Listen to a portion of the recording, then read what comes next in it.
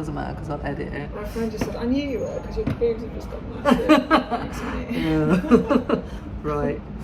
Don't worry if we fuck up or whatever. Oh, yeah, it's cool. fine because it's all edited. Right. This is recording. I'll sit this here so we can hear you. Right. You ready? Yeah. Cool. So yeah, welcome everybody to another episode of the Real Life Sports Show, this podcast of mine. And I am so happy today because this is the first in-person podcast I've done in about 18 months, which feels so good. And it's with the one and only Sarah Stirk. Good afternoon. Good afternoon. Thanks for having me. No, thank you for giving up the time. We're here at the AIG Women's Open Golf up in Carnoustie. And the sun's shining today, which is amazing. I've had the most incredible, I came up Monday, and the weather was just glorious. And I was like, am I really in Scotland? Yeah. It's been amazing. I think it's going to stay like this, though. No, I have I'll be in my waterproof tomorrow, probably. I have checked the weather forecast, and the rest of the week's not looking quite so good. But let's enjoy it while it's last. Exactly. I had a little bit of golf at St Andrews yesterday. I know, you've been living it up. I have, and a Dramoig today, which is beautiful. And you've been... working hard. Yeah.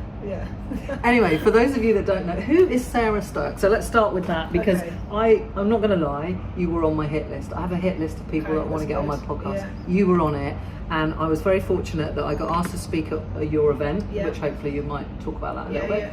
And that's how we met, which was great. I was like, yes, I'll do it because I get to see you and ask you about the podcast. So who is Sarah Stirk? Well, so it kind of defines, I guess work, isn't it? That's kind of often how you define yourself. I mean, I'm sports presenter golf presenter for Sky Sports. Run a women's network called Reach. Yeah. So I guess in terms of who I am, I'm a person who's passionate about sport, passionate about life, passionate about business. Kind of got a lot of interest. But if you're a sports fan or a golf fan, you've kind of seen or know me from the past few years at Sky, and kind of been climbing the ranks in the sort of TV and journalism world, and it's been a good ride. Yeah, well, me personally, I've become aware of you through Sky Sports, obviously watching a lot of golf and seeing you on the TV, so that's really how you came into my world. But obviously this podcast is all about sport. I work with athletes and sports professionals, which I absolutely love. I watch a ton of sport. If I can get to a live event, hence why I've come all the way up to Scotland, I will. And to combine it with a bit of work like this, podcasting is an absolute dream for me. So I'm living my dream. I think you're living your dream, I get a sense. I always said that kind of my dream job when I was a tennis player when I was younger, so that was kind of my ultimate dream when I was sort of 13, 14, I wanted to be a pro tennis player. Right. And then I had a really bad shoulder injury. Oh, okay. Which was horrific, and I guess at that age you're like, if I want this and I work really hard, I'm going to achieve my dreams. And then you realise life doesn't always work like that, does it? No. So that, unfortunately, that path was no longer the one I was going to be walking down. But I'm a big believer in when one door shuts, another one opens. And I kind of thought, okay, if I'm not going to be professional sports person or an athlete, what's the next best thing? So I quickly kind of changed tack, and that was my dream, to be a sports presenter. And then my dream, as I sort of got a bit older and went through my career, to cover golf for Sky Sports. So I've always said this is my dream job, and it is. Dream. Yeah. Do you think? I work with athletes that sometimes their careers don't get off the ground, as like yours obviously really didn't probably get to anywhere where it could have gotten. In terms of being, a professional sports person, and so I work with a lot of athletes that sometimes their careers end early, or they're trying to transition out of their sport. Yeah. How was that for you? Do you remember that really well as a kid when that dream was sort of taken away from you? Yeah, it's heartbreaking, isn't it? Because like I said, you have that. You don't realise that at that age that things don't always work out. You live in this idealistic world where you think everything's just going to work out okay, and then suddenly you're like, God, no, actually it's not. And I think at that age you're so resilient, aren't you? I mean, God, I wish I had that resilience. I bet you have it. It's there when you need it, generally. But it's I think it's easy when you're younger, isn't it, to say, okay, that didn't work, but I'm 16, I've got the rest of my life ahead of me, and this is what I want to do now. So, but it's hard, and I think it took me a lot. It still stung for a long time. Because that's your hopes and your dreams, and then they're just dashed by fate, by life. It's nothing, no fault of your own. And it was heartbreaking. But yeah, that is life, and that's, you know, setbacks are part of life, and being resilient is important. So, you know, it's really important. I think that my attitude kind of changed. I went to Millfield on a tennis scholarship, and then it was actually when I went to the States on a tennis scholarship. It was actually when I was there, met an amazing tennis coach who kind of taught me a lot about attitude, because I felt my attitude was quite bad when I was suffering a little bit. And, well, you're 13, 14, there's hormones going all over the place, so it's going to happen. Yeah, and then she kind of taught me a lot about attitude, and I think that really that was a big life lesson for me. Yeah. So that's definitely helped me as I got older. Yeah, I think that the thing now you see in sport, so many tennis players and sports professionals have people that help them with their mindset and mentally, you know, hence that's really part of my work that I do. And certainly on the tennis circuit, you know, that's a real big part of it now, isn't it? Working on your attitude, your mindset, for sure. and changing that. You look at tennis and golf, and there's so much of sport between years, but an individual sport like tennis and golf, certainly golf. I mean, I'm a keen golfer. I have been, you know, for the last sort of since university. Really, I love it. But that stationary ball, how much time you have to think, it's incredible. Like you're there, you're walking up to your shot, all these emotions and feelings going on, and these thoughts. To control the mind and then be able to execute a shot under the most intense pressure, still blows my mind watching these, you know, men and women doing it week in, week out. Oh, me too. I think that's why, I don't know, I mean, I always loved playing sport. I'm sensing that you did as well, and it blows my mind as well to think how they do it, you know, how they, like I said, under that level of pressure, because you just think the adrenaline, what that would do to you physically anyway, when you have to hit a shot, or, you know, in golf it's so, you know, it's fine margin. It's really fine, and you've got all that adrenaline, all the emotions going on. I was talking about it yesterday actually to my friend Karen when we were on the 18th at St Andrews, and it's quite a simple hole, the 18th actually, and I said to her, do you know what, I think it's a good thing it's a simple hole, because you imagine coming up the 18th and you're about to win. You know, you're at St Andrews, and if you've made that hole really difficult, can you? I don't think that would be a good way to end any tournament like that. But then you look at the 18th there at Carnoustie, and it's a brew. You know, depending on which way the wind's blowing. It's tough, and I think I used to suffer when I was a junior tennis player. I really used to. I could never quite replicate the way I played in practice in matches. I did suffer tension quite a lot, and I also, Lee Westwood, remember him saying he was working with a sports psychologist, and his goal was to play like he just doesn't care, and that's the ultimate, isn't it? Play like you don't care when you absolutely do. So being laid back and having those feelings and trying to get into that physically in that state is it's crucial, and that's something that I work on with people that I work with. It's not about not caring. You can't really ever eradicate that, but it's about you're just playing tennis. Like if I was working with a tennis player, it is just remember that this is just a tennis game, and you love playing tennis. So enjoy that experience in that moment. Don't think about what comes after it. Sport is very much in the moment, isn't it? You know, to handle, you know, this point, this shot, or whatever, this stroke.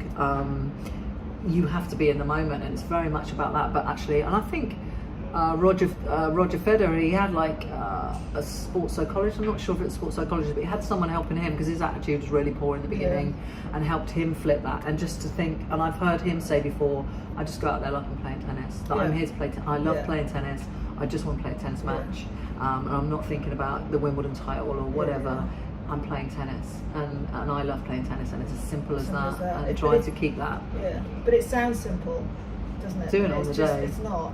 And I've always been like a massive overthinker as well, so to try and get to empty my mind is not an easy thing. No, we were talking before, weren't we? And we were talking about meditation and stuff, and I believe it's super powerful, and that's a big part. Like, I'm really keen on self-mastery and personal development. That's kind of like my world, and self-mastery is about being able to quieten your mind in those moments when chaos reigns around you. That's how any of us can have a fulfilled life, isn't it? That we can quieten the noise because the world is going to keep doing what it's going to do. You know, what's going on out there, that's going to happen, but it's what's going on in here for you. If you can manage that, you master yourself, I do truly believe you're happier. You will have a happier, more fulfilled life. Definitely. But it's not easy. It's not easy. If you can help me with that, that'd be great. Yeah, I can help you with that. I'm still working on it for myself, but I've been doing it for 20 odd years, hence why I'm a coach. And I love that stuff because I just love human behaviour and how we think and trying to better ourselves. And I think that's an awesome thing to do.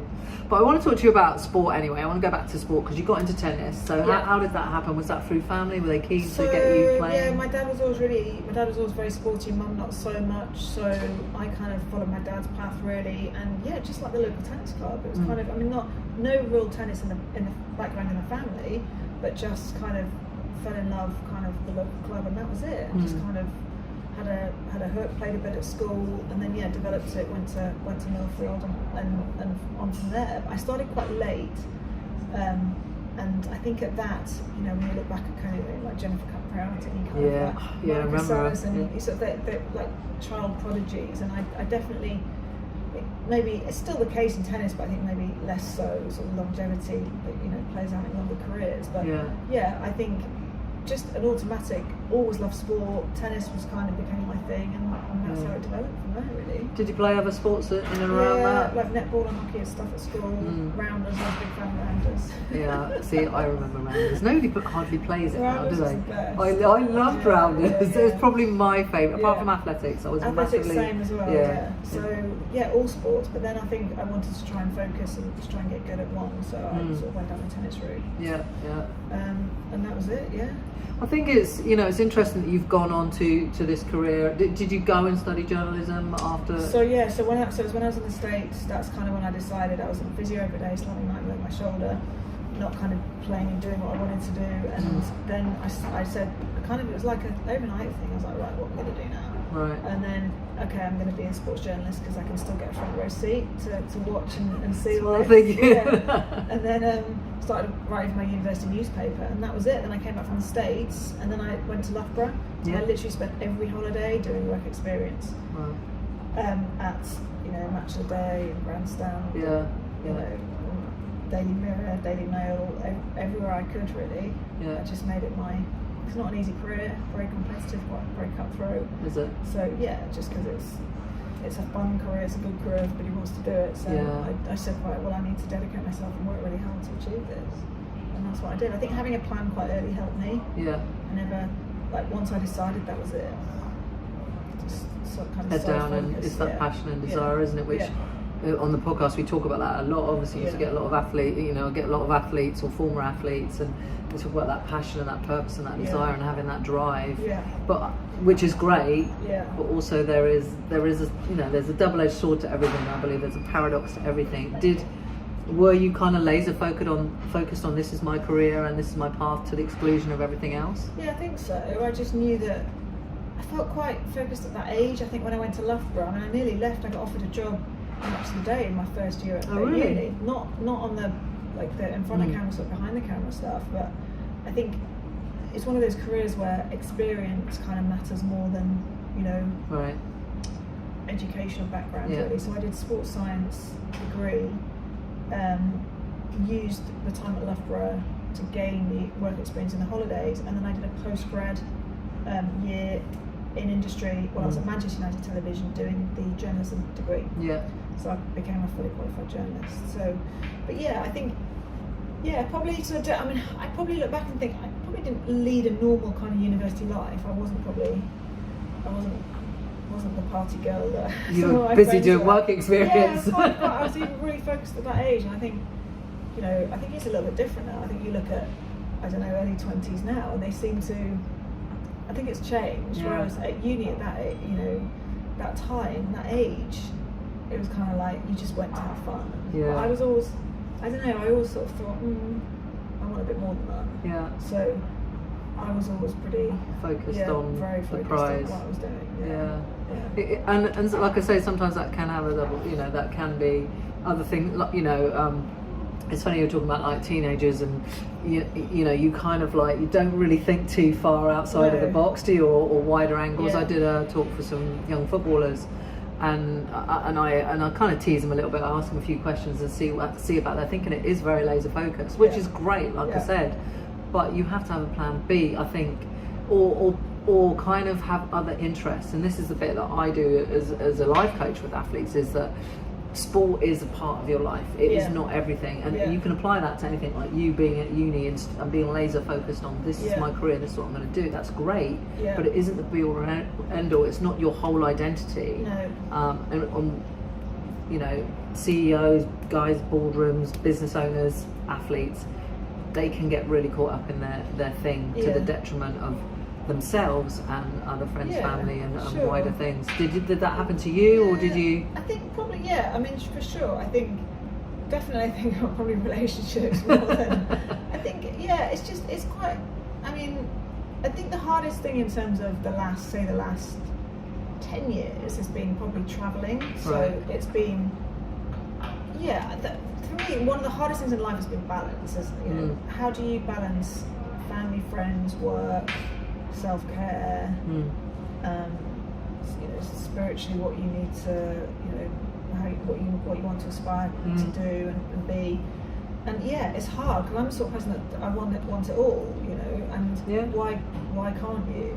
But it's hard to get that balance right. Something often slips, certainly for periods in your life. And I think the job has been quite all-consuming, and I probably I've always been really conscious of a good work-life balance, definitely, but you don't always get it right. And I think but it's a demanding job. It's kind of, you know, it's not like you can, one day you're not feeling very well, you're just not going to turn up to the office. You know, if I'm not there, I'm not on air, I'm not, you know, letting it.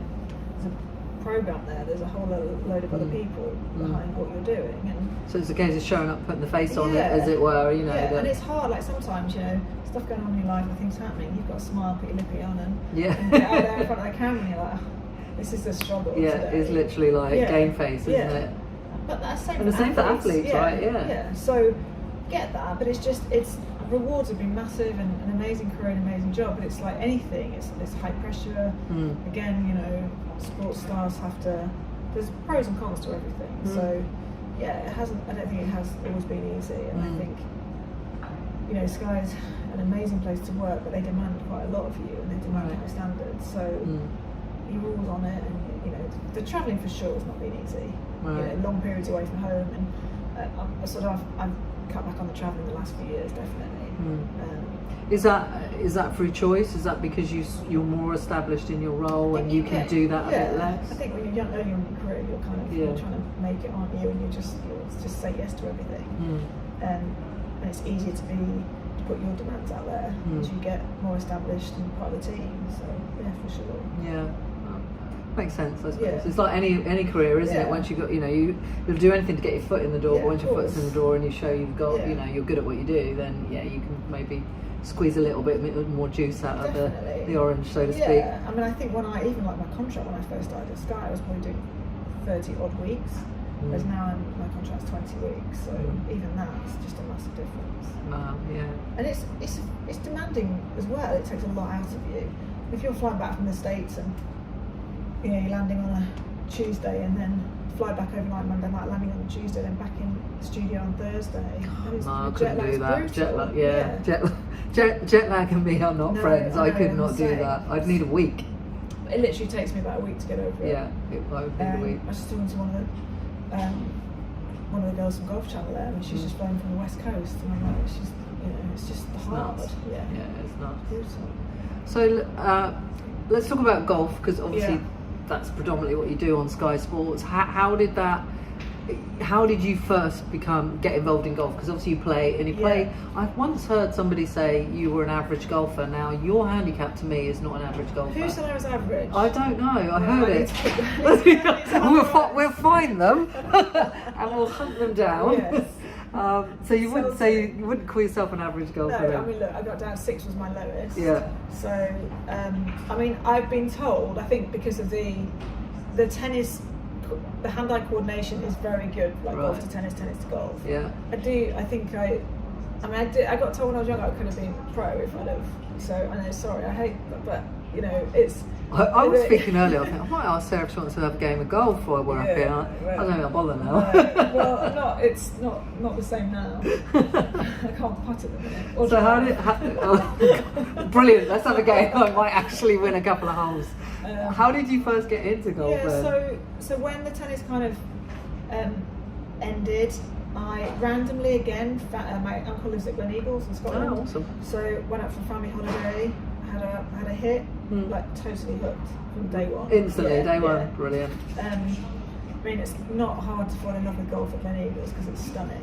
Yeah, that's on. You know, I've got a couple of lists. That's on the list for the golf. Not been, no. Should go. Yeah, it's incredible. I mean, St Andrews was a massive tick. So yeah. But yeah, so that was it, and that kind of, again, the coordination thing. It really. I kind of got it, and I hit a couple of. You feel that connection, that strike, and you're like, yeah, this is amazing. And I did kind of want something to fill that competitive void, I think. So yeah, and that was it really. And then I sort of got more into it, started playing, worked Man United TV, my first job, then I did BBC in the Midlands, and BBC in London. And then as I got more into golf, I then knew that I wanted to try and specialise in golf. Right, just falling in love with the game, playing it and watching it. Loved it as a, thought as a career opportunity, amazing. You know, nice people, you get to travel to some nice places, you know, it's a nice sport to work in. It's not many bad golf courses really, is there? I mean, most of them are. Yeah, exactly, it's just a good sport, so that was kind of it, and I was like, yeah, I want to do that, so that was kind of the plan. And worked my way in. Brilliant. Yeah, so Setanta was my first kind of big golf job, and then when I was there, then when the Sky job came up, I'd obviously had some experience in golf. Yeah. Got a call to go in for a screen test. I think it was about 4 or 5 of us, and then got the job. Yeah. Brilliant. So it's from Setanta to Setanta. I actually Setanta went bust, unfortunately, so I lost my job. Right. And back to the BBC. So I left a staff job at the BBC, which was a risk, but I knew that I had to do it. So it was time to job. When that went kaput, went back to the BBC freelance, and then I got the call about Sky. Yeah. I thankfully got it, and that was it. Because when I did a little, obviously I do a little Wikipedia search of all of my guests. Be rude not to. Was no, but but I was an average golfer. That hurt, didn't it? The average golfer bit. Oh, so I didn't say it. Please don't be offended. It's not me. Somebody else said it, and I was like, I don't think 7 or 6 is an average golfer, but anyway, it wasn't on Wikipedia. If it is, I'm going to go in and change Wikipedia. Brilliant golfer. Could have been a professional if she'd have tried harder. I don't know. What do you want me to write? Let me know and I'll go and do it. If her attitude had been better, she could have made it. Yeah, I should have known me back then. I forgot what I was going to say now. What was I going to say? Oh, yeah, so when I did the Wikipedia thing, you have worked in so many places as a journalist. Like, you started off with MUTV, like I said, Setanta, BBC, and there is literally, and you're a writer as well. Yeah, so I do. So obviously with the journalism stuff, I haven't read Wikipedia. I need to check out my page and see what it says. Yeah, you need to go and update the golf bit, that's for sure. But yeah, so I did the journalism qualification. I always love the writing side of things as well. I actually want to do more of that. So I've actually shameless plug, just been hired by Golf Channel, Golf Monthly as their new. I do know that. Yeah, as their new columnist, so that's cool. So yeah, I love the writing side of things. Yeah. But I guess TV's always kind of been at the forefront, but I would like to do more written stuff. Do you think that would, obviously, do you feel like you always want to be at the forefront, like on screen, or do you think writing might be something you'd like to sort of be doing more predominantly than on screen? Yeah, I don't know. I mean, it's probably have done a lot of what I wanted to achieve in TV. Yeah, I just think probably writing as a lifestyle choice is quite good, isn't it? You look at with COVID and what's happened, and the ability to maybe to still work, but to be at home and a bit more, and so yeah, I think I would like to explore that definitely. Yeah, I'm no writer, but I've written a few articles for magazines and stuff like that. And actually, for me, it's a challenge, it's a personal development challenge, because I left school with not very little qualifications. So to write and get something published for me was like a massive win. Yeah. And now September I'm starting to write my book, cool. which will be amazing. Yeah. But for me, it's a real stretch. But even though it's a stretch, I can feel the beauty in it. It's something that every day I think, write something today. It doesn't really matter what it is, just write. It's very there is a beauty in it. I find it very therapeutic, but I just find it really rewarding as well. It's quite magical. Whereas sometimes, your TV's amazing. It's very kind of instantaneous. Sometimes it can feel a bit soulless in a weird way. Well, it's there and it's there and then it's gone, isn't it? Really. I know you can watch things on demand and repeat, but actually books. If I think about, I've got loads of books. I always have about 5 on my bedside table, and I turn the page down, I highlight, I write in them, and I'll go back to them, pick it up. But TV for me is not something I do that. Like you say, for me, it's very, it's there, it's gone. It's gone. Yeah. So. I think there is a beauty, skill in writing as well, and also being in that right mindset, that frame of mind to be able to put pen to paper and produce the goods. I think is and when you do, it's really satisfying because you've kind of got to be in that flow. So to get it right is very hard. Do you find, like for me, if I'm going to write something, I have to just go away, complete silence, and be in a little corner. What is it with gin? Everybody loves gin. I don't know, something about it. I don't like it. Do you not? No. I wish I did. It's my tipple. So is it? I'm not a big drinker, but I do like a gin. So I don't know. There's something about a nice gin and tonic and a journal. Do you need a nice journal? Does it need to be pretty and nice pen? Exactly. Me, I'm like, I use this. Like, biro. my digital notepad, which I've not even looked at. Yes. So I need to get myself one of those. I've got like 50 questions on here for you that I've not even looked at. I don't think I'd need them, but I always have them as backup. But yeah, writing's very therapeutic, isn't it? Love it. So if I can do more next few years, that'd be great. Do you think you want to write a book, or is it just you're happy with the columns and things like that? I've got a couple of ideas for books actually that sports related? One sports related. So I did a series we kind of did it in COVID called Life Lessons Through Sport. That was on my list of questions to talk about that. So which was amazing. I kind of want to do. Hopefully, we'll do more series of that. But I think potential with a book as well, maybe.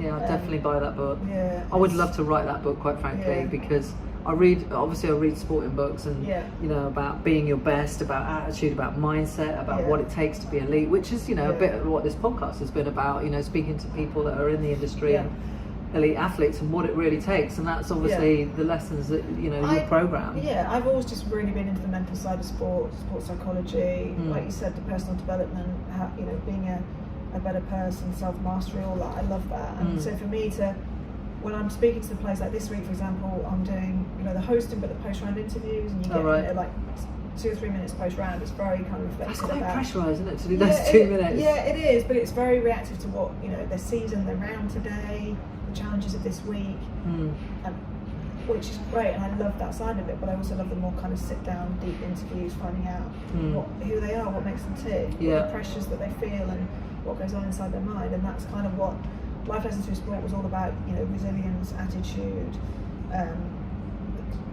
keeping positive in adversity, growing from adversity was one of the themes.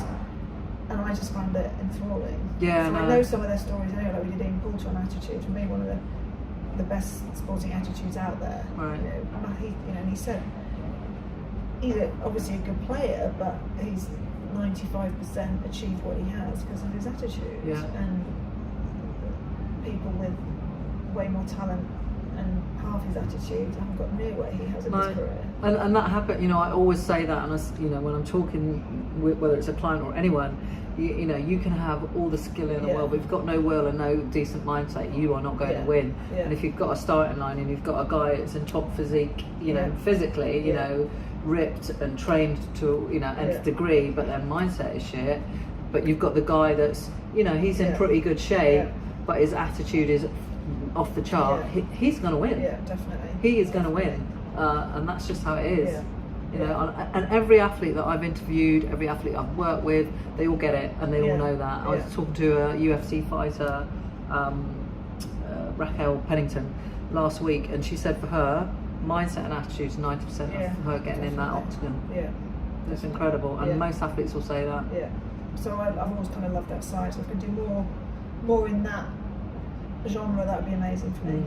Out of that series that you did, who was? I know you did Pulse, and I know you did Jimmy White. Jimmy White was brilliant. Was he? Yeah. Was that probably one of the ones you enjoyed the most? Because randomly I used to love watching snooker. Yeah, I did as a kid. Yeah. My dad used to watch it, so I watched it with my dad. My dad was like sat there in the lounge smoking his cigar. It was just something about, I don't know, like sort of the cold winter nights watching snooker. Did you used to watch Pop Black? No. On Sunday, you know, didn't watch that. No. I'm really old though, so I'm older than you. So apologies. I don't mind apologising. I'm just older than you. It was this on Sunday. You used to have this thing called Pop Black. I'm trying to think of the guy that used to host it, but anyway, and they just play snooker on a Sunday, and it would just be like this series. Look it up. Yeah, well, you probably won't. But. Google it. But yeah, no, Jimmy White was cool. Just kind of, and that's still that belief that he still has that he can be a world champion. Yeah. What was he? 57, I think. Is he? Yeah. Wow, Christ. You know, still believes he can do it. It's like Serena Williams, isn't it? I mean, I'm a huge Serena Williams fan, and I know lots of people have written her off many times, and she is still here. You know, she's playing the US Open this year. I know she mentally thinks that she can still do it, and because of her attitude and her mindset, there's every chance that she can. It's belief, isn't it? Like how many people, you know, if you don't believe it, no one else is going to. So you've got to summon that belief from somewhere. Absolutely. So no, he was good. Adam Rippon as well talks about authenticity, kind of dealing with sexuality, and as a high-profile athlete, that was really cool. But it's just so I think just kind of what they have to deal with and what they've done in their life, really. Yeah, it is fascinating, isn't it? It's Johnny Nelson, the boxer, confidence issues, used to have massive self-doubt and confidence issues. You know, that imposter syndrome theme comes up a lot. Don't think I'm good enough, and yet they go on to have a great career, and now obviously in the public domain with Sky, you know, talking to millions on the camera, on TV screens. So do you ever get that? Do you ever? Because obviously you're sitting there, and there's a lot of people watch golf on Sky. Do you ever get that? Did you in the beginning? Is it something you've managed and dealt with? And I think bigger events certainly. You know, like the Ryder Cups and the Opens and the Masters. You've done the Ryder Cups. Yeah, I've done the Ryder Cups and the Masters, and the Masters is nerve-wracking. Is it? Because you kind of got to be on your best behaviour because of the rules and restrictions of Augusta National. So you're always a bit like, I've got to be careful what I say. Right. You can't be as expressive as you can at the other majors. That's the one thing about sport for me. You know, and I watch a lot of sport. I listen to a lot of interviews and things like that, and I hate how I guess it's structured, some of the interviews. Like, you know, I used to watch a lot of football interviews, and they just say the right thing, and I just don't watch them anymore because it's so vanilla. And me as a viewer, I just don't enjoy that. Hence why I do this podcast probably, because I just want to have a conversation and like, can we just have a chat about how was that, and like, you know, and keeping it really real. And I see a lot of interviews, and I appreciate what you're saying, that obviously there is etiquette at some of these events. But one of the things for me is that I think sport has lost in those interviews some of the realness and the rawness of it. They're media trained, aren't they? And they have to, you know, I think a lot of these athletes and sports stars, they don't need that added distraction. So, you know, for us, you know, Rory McIlroy is always a great interview. He's always honest. He always gives you sound bites. He always gives you stuff he's giving us stuff that we want for our jobs. Whereas maybe it doesn't always benefit him. No. You know, he doesn't want to be in the media. He doesn't want to be quoted. He doesn't need to be. You know, it's a distraction from what he's trying to do. So I get it, but we want the newsworthy lines. Of course, you know, no different to this podcast, because you know, my editor will take out the sound bites or the quotes and be like, you know, and those are the headlines, and we want those bits. Exactly. They're the grabbers, aren't they? At the end of the day. It's so what gets the attention. So I get it, but I'm like you. That's why I kind of quite like the personal stuff, or away from tournament interviews, because you can try and get a bit more to open up a bit more. Who's the when you talk about opening up a bit more? I mean, you've interviewed pretty much everyone, I think, in the golfing world, certainly Tiger and everyone, haven't you? Who have you enjoyed most? I mean, I know it's difficult because a lot of them, you like to say, you only get a couple of minutes. I've always loved Sergio. I've known him for years, and we kind of got to know each other well, and I love the fact that he I don't know, because I guess we've developed a bit of a developed a bit of a bit of a relationship there. I've always felt like he probably trusted me, so I think sometimes I've pushed him, and after some tough losses, got him to open up and be emotional, which is amazing. So he's kind of one of my favourites for sure. Rory, as I said, I just think quite raw and real, honest, and again got to know him quite well. And I think when you develop that relationship, and hopefully they trust you a little bit more. Tiger's great, tough at the beginning speaking to him, quite guarded, obviously, but when you get to know him, he's always been great. I think nice golfers they give you something. So, but I definitely say Sergio and Rory are probably top two. Top two. Yeah, that's amazing. Yeah. So I'm conscious of time. I don't want to keep you too long, but I do want to talk about some. You are a very busy woman. Yes. So I want to talk about some of the other things that you're doing. Well, obviously your network, and your leadership stuff that you're doing. Tell us a little bit about that, because obviously you're really passionate about that. Yeah, I just think women in having sort of working in environments which are quite male dominated, so TV and sport and etc. So I think I've always kind of had that passion for women hopefully trying to achieve their dreams and getting to where they want to be. So Reach is a network where we kind of support and empower women to do that. We've also started doing a lot of next generation events now, so kind of how do we use our network of successful women to inspire the young girls to be the next kind of leaders, future leaders. So that's a huge kind of love of mine, really. And I'd like to do more in that space, definitely. So the gender balance and inequality, I think, I still think we're playing catch up, and why are we? So massively, So that's a bit of a passion project for me. So where do you see that going? What are your hopes for that? I think we want to try and build the business and grow it. I think as well, commercially, we've got some really good sponsors on board. So definitely sort of opportunities in that regard. We're working with some quite cool sponsors. I'm working with Pearson, the publisher. The educational group. So we're doing a lot with them. So I don't know. In my ideal world, we grow it, and then maybe we look at an exit strategy and try and there's an acquisition to be done with kind of a management consultancy or an accountant, sort of like the Accentures or somebody like that, or even a Pearson in terms of the content side of things. And that's kind of my feeling with that. If we can, it's very much a side hustle at the minute for me and my business partner. We've both got a lot on. Well, I'm sensing you're someone that likes to have a few things on. I do, but that can sometimes be a fault as well, I think. It's hard to get, I want to do what I do well, and I want to, not spread myself too thin. So talking of that and spreading yourself thin, but what do you do outside? Because obviously your job has been very demanding up to this point. Who are you outside of that? Because we see people on TV, don't we? Also, we see athletes, and we make assumptions, we make we presume, and we make judgments. That's just human behaviour. But what are you like doing outside of your job? Who are you outside off of the screen? Well, I've also I haven't publicly sort of told everyone. I know you know this, but I'm not public. I haven't sort of gone public with it, but I'm expecting my first child in January. So that's going to be a whole new life for me. Well, you forget everything else because that's my job now. Yeah. That's going to be weird, and I think slightly, I've led quite a selfish life. I think not in a bad way, but just in being very focused, like athletes, and sort of I went from playing sport to in this career where you have to be quite focused and single-minded. So it worries me a bit about making sure that I can give everything to this little person. So that's going to be a challenge. But an amazing one. Slightly nervous as well. Well, I should think most first-time mums, parents are fairly. I mean, my kids are adopted, but I do know how nervous I was when they first came into our world, and suddenly I'd get these. Not to scare you, but I'd get these waves of emotion of I had twins, so it's like I'm responsible for these these humans, and it's just well, it's funny because with my cousins, I'm really close to my cousins lost. So we lost. So my cousin Emily, her two boys, and then really close.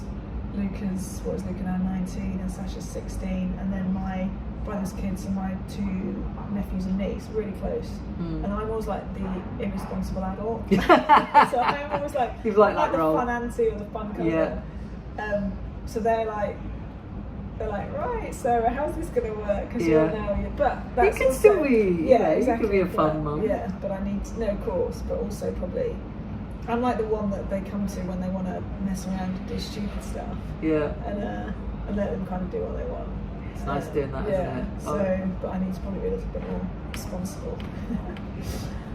Yeah. Yeah. Well, you know, There's a there is a balance. huge responsibility Yeah. that comes with being a parent, but Yeah. equally, you know, you as a person, you still have to have your needs Yeah. met. I mean, obviously, parenting is probably part of that, those needs, Yeah. but those individual personal needs, Yeah. you know, obviously your sport, your career, your writing, Yeah, your so business, you know, reach. I know the balance is going to be tough, and I've got quite into, I know it's a passion of yours as well. I've got quite into property the last few years as well. And I love it. I'm kind of just like an addict. There's something about, I don't know, it's like a bit of addiction. Yeah. So I've got really into that, and that's taken up a bit of my time as well. So I know I need to be careful with how I manage everything. But yeah, I think I'm excited about the next chapter. Do you? Good luck with that, by the way. Do you have any regrets from sort of the last, you know, or the years that you've been in media and journalism? You know, because you have been, like I say, pretty focused. You got into golf. You knew that, you know, you wanted to get into, you know, on TV with the golf and stuff like that, and you've achieved that. It's been amazing. Yeah. Are there any regrets from any of that, or is it? How does that sit with you? Yeah, no, I don't think so. I try not to regret. I mean, I think, like I said, I found it hard with relationships. That's been giving the right amount to that, you know, that person by your side. I think I've struggled with that quite a lot. But I think some of that, you know, some of that's personal stuff as well. I don't think it's always necessarily being work related. I try not to live life with regrets, because I think you do what you make the decisions based on what you have in that moment. Absolutely. And you don't always have our best stuff in that moment. So I've been very hard on myself the last few years, but I think I've got a bit kinder to myself now.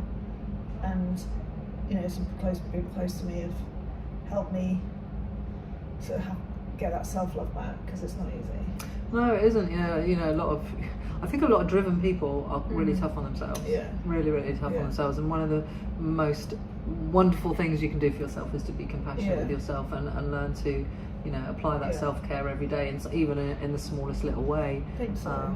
And I think it's a good habit to get into if you can do that. I used to be incredibly tough on myself, and you know, when I was first in property, like I was like, and I had to learn to sort of. It didn't bring me happiness. I love property.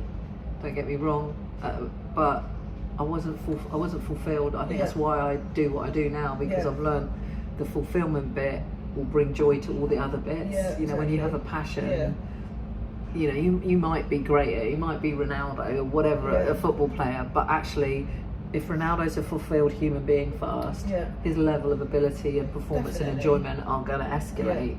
No doubt he'd probably still be an incredible footballer, and maybe, you know, but the levels that you can take yourself to and the enjoyment that you can have, you know, if you can get these basics right, you know, definitely off the chart. Off the chart. And I think that's what we're all searching for as well, with you know, that happier I am sort of in myself, happier I'm at work, and I think the better you are as well. So for sure, You're certainly in a happy place right now with the baby coming in. It's life's good. Just need to get through the birth. So here's a quote. I always ask this question, and we'll probably finish up on this question, but I always ask this question to clients when they first come to work with me. If we were to pick up the phone 3 years from now, and have a conversation, and you'd had the best 3 years of your life, what would you say to me? I've had the best 3 years. No one ever said that. What's happened in these 3 amazing years? Where are you? I think just being adapted and being comfortable to being a mum. I think I've definitely been on a bit of a personal journey. I think went through a lot of my early years kind of just not really, I don't know, kind of enjoying life and loving life, but probably had to probably had to grow and develop as a person, and what's happened has made me do that. So I think I've realised the value of inner peace, and when you don't have it, how horrific it is. Yeah. So I think that balance between all areas of my life, but finding that kind of, you know, when you sat down at the end of the day with a gin and tonic and you're reflecting on things, just that kind of calmness, that, yeah. And that comes back to kind of the spirituality stuff as well. I've always been kind of a spiritual person. I think just finding that inner, despite what's going on, you know, finding that kind of calm and happiness, even if there are tough things going on in your life, is special, and it's not an easy thing to do. No. So I think I'd want to really work on that and have that kind of higher level of inner peace, definitely. Yeah. And I think just be hopefully a good mum and happy personal life, and also with my work and what I'm doing, kind of that fulfillment. Would you still be working at Sky? That would be your aim? Yeah, just see what happens. Don't know. I mean, there's other things. You know, I want to do more with Reach. There's other kind of projects I'm kind of looking at right now. So I want to do a bit more commercially, business-wise, I think. Because you're quite business savvy as well, aren't you? We haven't really touched on that, but you are as well. And I really like that side of things. I'm also conscious of how tough it can be, though, and how much time it can take up. So I'm looking at probably more kind of investing, so looking at other opportunities without actually having to run something myself. So hopefully I can be a part of something that does well, and I can get out. Well, it's nice when things run, and that's the beauty of one of the beauties of property, isn't it? If you can get the right sort of portfolio, that it kind of sits there and feeds the pot, as it were, without too much of your intervention. So that's a good thing. So. Well, I wish you well with it all. Thank you very much. And the inner peace bit, I totally, I'm totally on board with that. We all have it within us. It's how, it's whether we take the time to tap into it, we take the time to slow down enough to listen to our intuition, our gut. And sadly, I think we were saying before we started recording, about slowing down. But the way that you're going to get that inner calm and that inner peace for all of us is to slow down. And yet we live in this fast-paced world.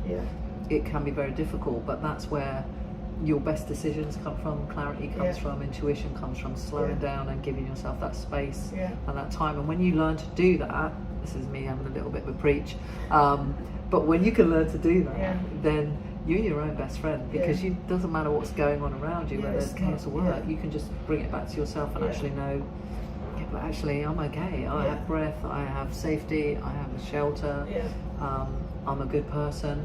And those are 4 things for me that I always come back to, and I have that inner peace, and it just comes back to me. It's taken years to be able to get to that point, but it's such a beautiful thing when you can get it, because the more weight we place on things, the more vulnerable position we put ourselves in. Like we're talking about, athletes or whatever, they put, on this part, how much do they put on this part? Is it the be all and end all? Well, you put yourself in a vulnerable position. If you can do, like you said, just go there and play tennis or go and play golf, you're fine. You're fine. So, that's the goal. That's, but like you said, it's a work in progress as well, isn't it? You don't get there and think, I've cracked it. No, I never. It's so, I'll keep working on it. No. Good. Well, I look forward to seeing what you do and reading Golf Monthly and Reach and being part of Next Gen. Thank you for that. I've enjoyed doing that. I'll be up in Manchester for that as well. Perfect. So, even in Manchester? I am, Brilliant. Well, I look forward to seeing you there. Brilliant. Thank you. Thank you, It's been Sarah. a pleasure. Thank you. Awesome. Cool. Thank you so